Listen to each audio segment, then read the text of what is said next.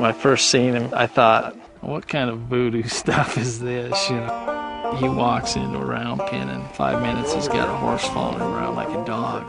Most of us have a bag of tricks. Buck has an arsenal. Co-host, I'd love to see what your horse would be like. This man Buck says a horse is a reflection of his owner. That horse that you have would be crazy in the motherfucker. Well, I know. Wouldn't it be one of those steel horses that Bon Jovi often sang about? Yeah, it would be. Or in fact, it might be a steel horse of the apocalypse.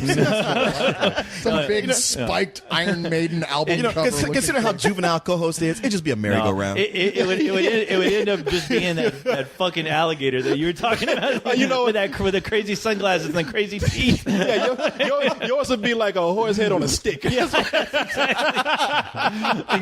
that'd be a reflection of your horse. No, it will just be a mop. That's all it will be. Of course, my horse would be the stud with the big dick.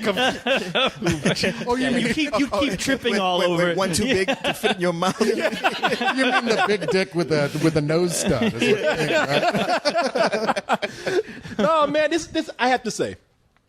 And Leon, I'm glad this happened to you. You was talking mad shit about. I thought he was kicked by a horse. No, he was.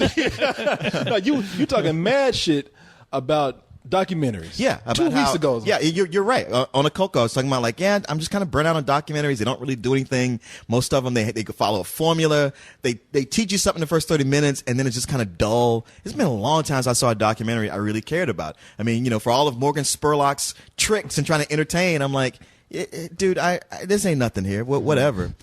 So then I go see Buck, which is about two things I really don't give a shit about: cowboys and horses. I don't like horses. They weird me out.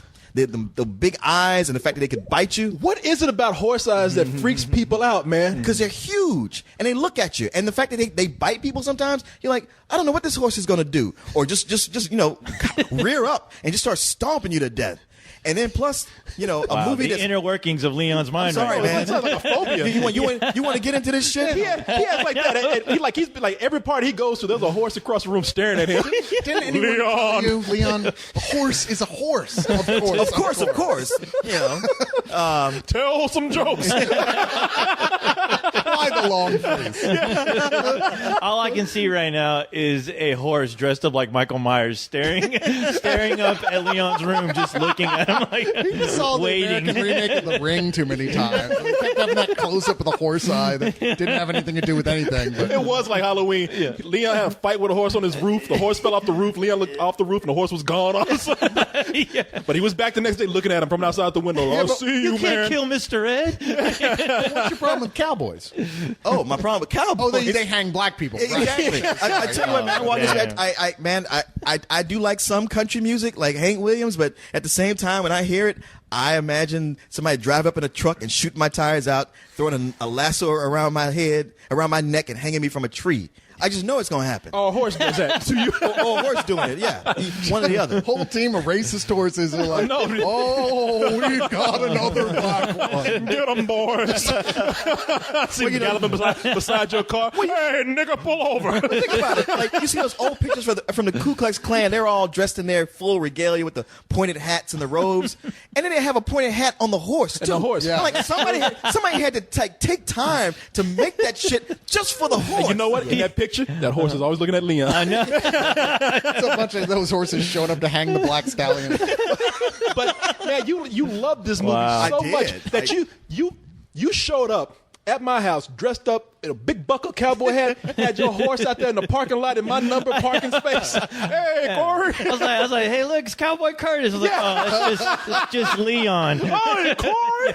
How you doing? I just saw this great documentary. I knew you didn't even like documentaries that much, so when you were saying this was good, I didn't know what it was at all. I was like, man, it's not right for them to do a prequel without John Candy, is all I'm saying. But seriously did not expect this to be a documentary, because I knew you had told me recently, like, man, I just haven't seen a good one in so long. So I'm like, all right, well, I guess it's some kind of cowboy movie, which seems weird. He would like it anyway, but Yeah. No, it's a documentary, and it's an odd one in the way that it's different. shaped and the message it eventually wants to give. It's much more subtle with what it's trying to do than most documentaries. That's exactly what I love so much about this documentary. It's like, it wasn't sensationalist. It's not manipulative. I mean, at times it's tragic and it's uplifting, but they aren't really trying to manipulate you. They're just showing you like, hey, here's this guy Buck, who is just the most genuine human being you could ever see, and the rapport he has with these horses, and he just made them where I'm like, man, I have misunderstood horses my whole life. The documentary is a guy named Buck Brannaman. Yeah, I think is his name. And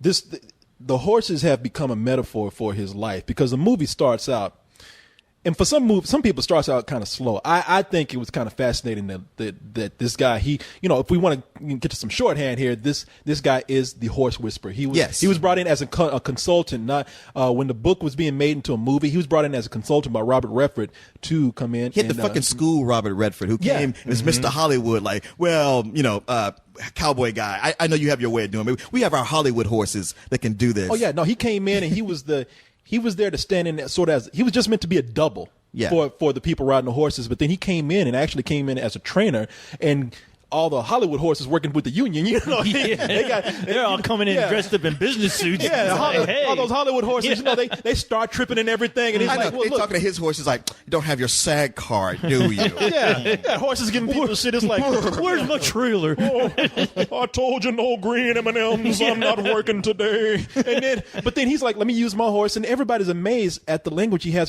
with these horses. So you see this guy in the beginning. He spends 9 months out of his year in what he calls a very lonely, solitary business. He goes to these horse clinics. Yeah, he's on the road. Yeah, he's on the road going from horse clinic to horse clinic, which is pretty much where they take all the horses and show people how to build a relationship with their horse, a gentle relationship that gets them to respond a little better trained, not beating them down like they said in the old days, where to get a horse that was wild, you had to beat it into submission. You had to think, you had to break them. Yeah, beat the fuck out of them. Even like up with the telephone book. And even up to a couple years ago, and still common practice. Some of the practices they use to train horses are really kind of painful and barbaric to the horse. They don't seem like it from the outside, but it's a horse learning through pain. It is. And this guy his whole thing is like, look, you're going to get a much better horse with, as with flies, with honey. You're right. Hey, Cyrus, there's sometimes when a bitch doesn't learn, but, wait, we talking about horses? Oh, wait, sorry. Yeah, like you get a bag of oranges and beat a horse with it because it doesn't show bruises, but they learn, You're always hearing about breaking horses. Man is stronger than this big animal. We can break them down. Now, I'd touch her here on the neck. I'd say, you find out this flag won't hurt you. It just blew my mind that it could be done in a way that the horse would cooperate like the people and not be scarred up and afraid for life. Nobody's here to hurt you. A lot of times, rather than helping people with horse problems, I'm helping horses with people problems. This horse tells me quite a bit about you. In this particular discipline, if you want to be great, you have to be a sensible person. That's why so many of the folks that are really good at this are, sometimes they're tortured souls, No, it's if you were to listen to Buck Brannaman's description of at the level right now, the way we're training horses, we're in a medieval stage. I mean, we're still using contraptions and rigs that teach the horse through pain, and you don't do that. I mean, at least judging from him, and if you look at him, you can tell that's the way to do it. People are amazed that he can take a wild colt and get it trained in a matter of minutes. Yeah, and you watch him do it, and like how fast he's able to do it. It's like, hey, this guy's methods work. Yeah, don't argue with him. It almost seems like a magic trick because he's got a horse that's like never had a rider, and 10 minutes later, that horse is following him around like a trained puppy without any signals or anything. It kind of turns you into an asshole when you're sitting down watching it because you're like, so goddamn hard about that. I could do that. I'm gonna do that shit today. I'm a horse trainer now. You're gonna be the main one to get eaten by a horse. Not stumped, but eaten. I'm gonna sound like Goofy getting kicked. But you learn later on in the movie, because it's fascinating to see him work with these horses. But then it's not about him being a horse trainer. It's about him becoming the man that he is, because his whole life is training these horses. He's been able to take that metaphor and apply it to what his early life was like, his childhood. He comes from abuse. Serious abuse. Where and he's a fascinating guy anyway. Take the abuse out. He was a professional was a rope wrangler or rope trick. rope Yeah, trick rope trick guy, whatever that thing is called. As a kid, like, they were like when he was a kid. 8 years old. Him and his brother, already. No, he was like 4. Him and his brother were like the youngest of the rope trick guys, and they were also like spokespeople for Kellogg's. They kind of led to this whole thing with them being kind of semi-famous through rope tricks. And it felt like once they reveal it with the fact that their father was this taskmaster who was a psycho alcoholic, beating them and shit. Yeah. It feels like a Hollywood's true stories type of thing with like any given child star. Oh yeah. No, it was like with Joe Jackson. Yeah. Except Joe Jackson would have been like, damn, let me take some notes. Which really takes you off guard too, because I mean, honestly, seeing the guy and seeing how gentle and calm he just is in his everyday life, when you hear about that abuse, you're like, oh wow, okay, this guy really. Yeah, so the thing, like introducing you to Buck so early on. Yeah, you're right. He's so calm. He's commanding. He's like he's just like instantly a guy you wish you knew. You wish you had in your life. And when they show his life as a kid and what he went through, it was weird because I was just sitting there watching it, and I just immediately started crying, just knowing he was going through this. And when he talked about how he had to have, see, it's hitting me right now. He was talking about how bitch. I know. I was about to say, man, you gotta calm down a bit. I like the guy. The whole thing about man's getting a little verklempt. Leave it alone. Touch it, motherfucker. But I mean, the way he talked about, when his mother was there, he felt safe. But the minute she left, they were at the mercy of his father, and then she died at when they were still young, and then that was just it. He had no protection, and his father was sort of a. I mean, you think about it. You think of like a redneck Joe Jackson. You know what I mean? Yeah. He was a fucking devil. I mean, it really made him look like the only because you see earlier clips of him, like you see him like grabbing the boys. I don't know if they're on TV, but you see just the way he grabs Buck when he was a little kid. You can almost see the abuse going on. Well, just with the little motioning of grabbing his shoulders, pulling him in the front to like do tricks. They showed like about 3 or 4 pictures of his dad. His dad looked scary as hell. His dad did not smile. Yeah, in any of those pictures. He looked like a fucking demon monster. And they don't. They're like kind of the less said about him, the better in this film too. They're like, look, he's when they finally figured out what was going on when social workers they were the gym teacher and the sheriff. Yeah, they're like, all right, take these kids' clothes down, and they were just covered in huge welts from where they had been whipped repeatedly. It was like, we got to get these kids away from. And this everybody who monster. talked about that. Like started crying. Yeah, I know. Everybody like if you could see his back, and I mean the sheriff was like, you'd seen just like the little buttocks, man, just pelted with welts. And everybody was like choking up. And that guy was like just like a fan, kind of. I guess there's that was his friend. Who was like talking about it, and like he's the same age as him, and he's like had to take a break. He's like, damn, this just gets to me every time. Where it causes you like that's another thing. It really like sets you up to go, okay, wow, what the fuck happened to this guy? See, but that's before it even gets into it. You kind of wonder at that point, when's the other shoe going to drop in the story where we find out that this guy actually is some kind of monster now? Because every time you hear these stories about some like serial killer or something like that, you're like, oh, but they were like, you should have seen what their fucking childhood was like. I mean, sure, it doesn't excuse necessarily what they're doing now, but at the same time, you can kind of understand how they got here. This guy, through his new adoptive parents he were brought into, like it set the path for his whole life. This sort of firm but fair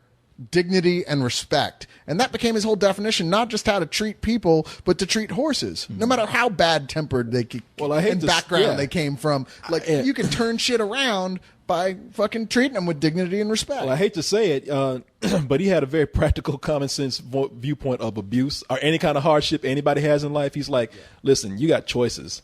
And my choice was to never be what my father was. And it probably started with him saying, I want to be a better father, because he has 2 kids. One they never showed in the movie. The other, he has a teenage daughter who's about to go to college. And you can tell he loves his wife, who they see in the movie when his family has to leave, when he's traveling alone.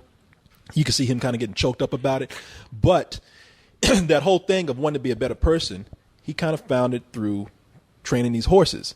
And through the gentleness of him training these horses, he not only become, this miraculous horse trainer, but he's just become this, like you said, this genuine, kind person who, if you looked at his life in all aspects, take the horses out and everything, you realize like, wow, everybody has it in them to be, no matter what hardship they have in their life, to be decent if they so choose to do it. Well, not you, but Except me. I was the one looking at this as bullshit. well, even co-host when I were talking about this earlier, they don't show his brother, his older brother, and I wonder, like, did his older brother go the opposite way, or did he just choose not to be? Which is like would be my only complaint about this documentary, because I mean, you see both of them, you hear about the abuse, and in the reels, the old reels of them, you see his brother, and it just like throughout the whole documentary, it made me wonder, like, where's his brother? yeah, they did they ever bring up No, his not brother? at They all. didn't bring up what happened to his Not at brother all. at all. Because I was His waiting brother's for it. dead. I was Yeah, I sitting mean, there yeah, that's the thing. waiting for it. His brother could be dead, or his brother could just be like, "Look, I don't want to be a part of this." Well, the thing that's is, a whole I painful don't, chapter. I don't think the wanna talk brother's about it dead. all. I don't think the brother's dead because they did make it obvious that the father was dead.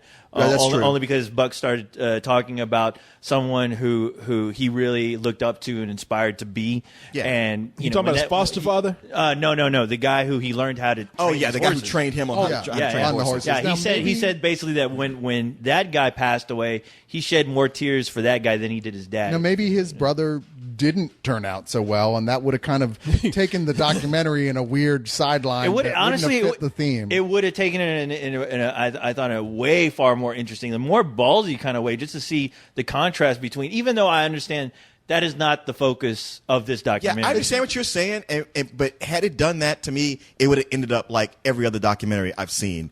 And I like the fact that it chose not to do I that. thought, but it might have been interesting if they had chosen, if that's what happened, if they had chosen to parallel that story with the horse of the story of the one horse that was just had been too abused, had Right. gone too far, and there was just no coming back. Well, from that's it, the thing. No matter I mean, how you talk. I mean, like, to it. yeah, like the big crescendo of this whole. And I don't thing. want to give too much away about the storyline, because a lot of people are going to wonder where's this going to lead, because they do bring in a horse. There's a horse that was orphaned because the mother died, and when they were pulling the horse out, It wasn't breathing. The horse had So it's- oxygen deprivation, so a lot of people assume that this horse probably has some brain damage. And this horse was fucking crazy, man. Fucking I had nuts, never seen yeah. a horse. The woman who had the horse brought it in and was hoping that Buck could like probably work his miracles with, like he does with many other horses. And he could for about 10 minutes. Yeah, and so you look at this and you wonder what's going to happen here, because this horse, Buck described this horse as a predator, and this horse.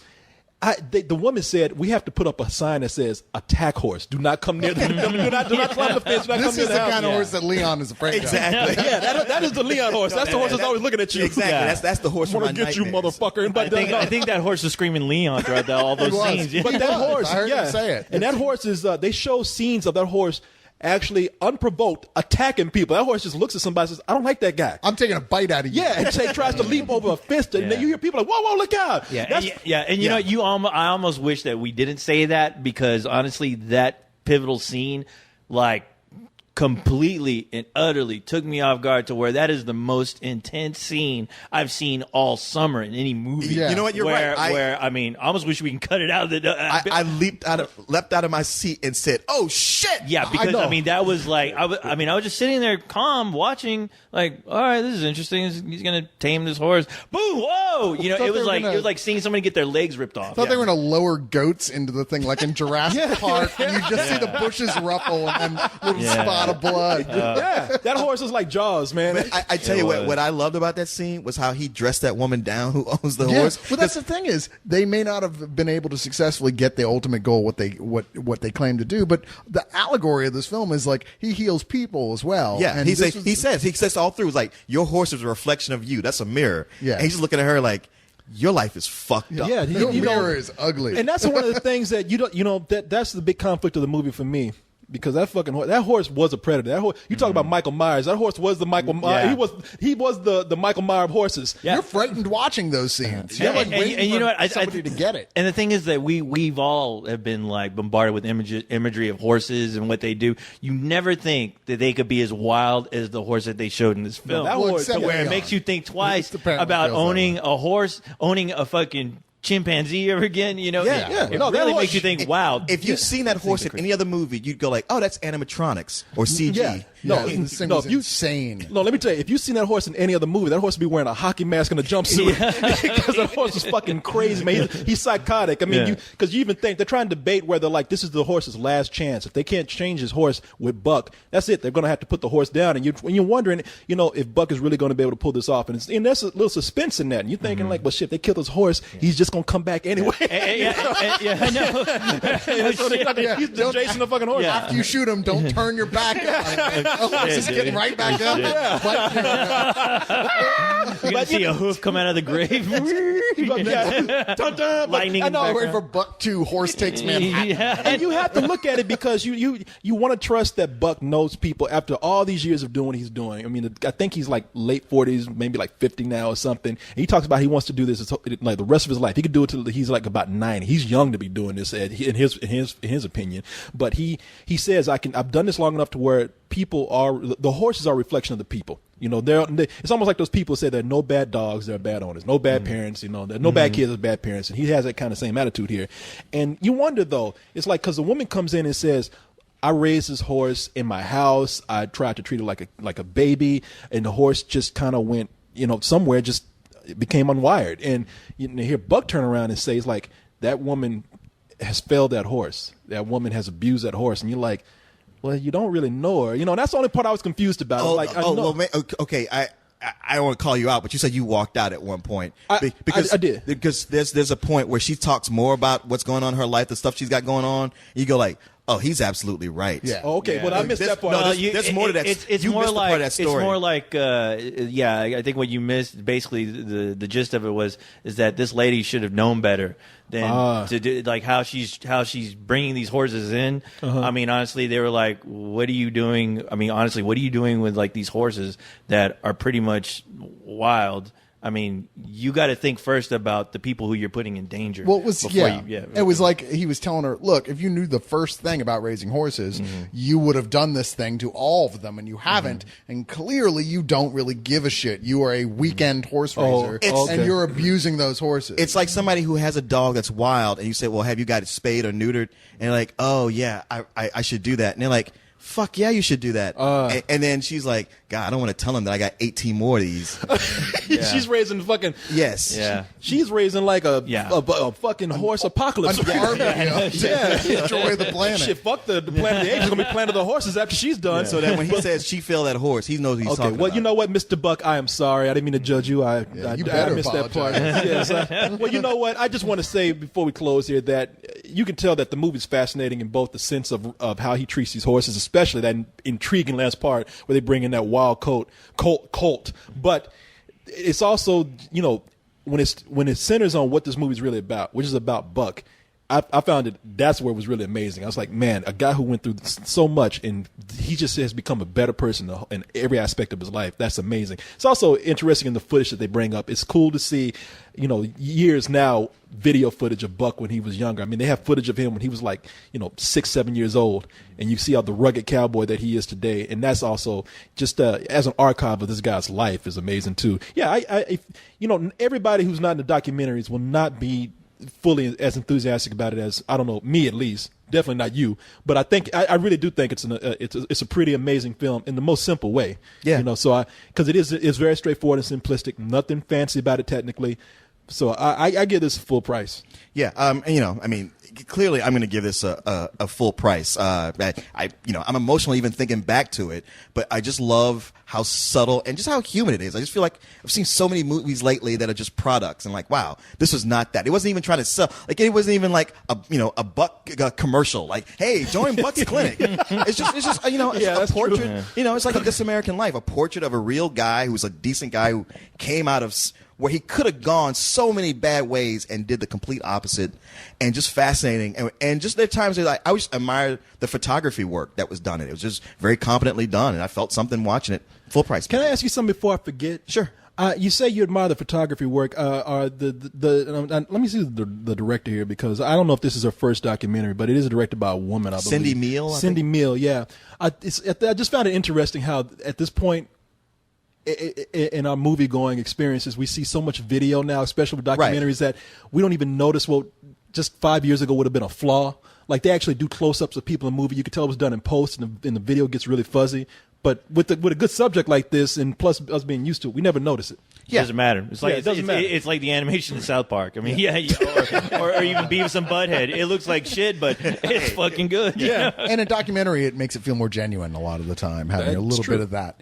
I have to disagree with you on one thing, Corey. It's that I think it's deceptively simple. I mean, I think it's got a really rich and complex subtext to it, but you can enjoy it completely without that as well. It's a film that if you really truly have a love affair with horses, you absolutely have to see it. But if you don't give a shit about horses at all, you can see this whole other side to this film and all of what it's talking about. And it's sort of a beautiful, simple truth that they keep coming back to again and again in the way humans should relate to each other, not necessarily to horses. That's quite frankly, it takes your breath away the more you think about it. The more you watch this guy who came from such a horrible beginning to be the man of peace that he is now, a guy who very much came to realizations that let him almost act, do acts of magic with animals, Right. pretty much. He understands their psychology that well, and same token understands human psychology that well.